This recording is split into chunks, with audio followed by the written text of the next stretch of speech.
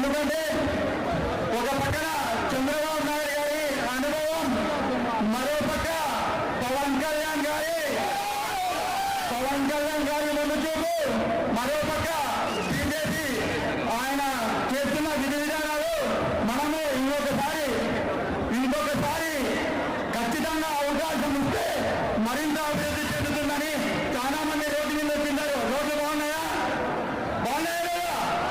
గట్టిగా చాలా మంది ఫ్రీ బస్సుల్లో వచ్చినారు. ప్రభుత్వం ఇచ్చిన అన్ని హామీలు ప్రజలు సురక్షితంగా ఉండాలంటే మీ కూటమి బలంగా ఉంటేనే వచ్చే ఎన్నికల్లో కూడా ఖచ్చితంగా ప్రతి ఒక్కరూ కూటమి ప్రభుత్వాన్ని ఆదరిస్తారని తెలియజేస్తుంటే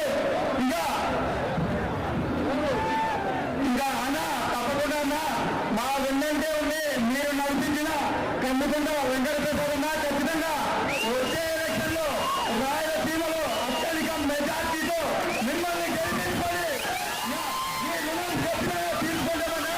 ఖచ్చితంగా మీ అందరి ఆశీర్వాదాలు మాపై ఉండాలని తెలియజేసుకుంటూ ప్రతి ఒక్కరికి ధన్యవాదాలు తెలుసుకుంటున్నా.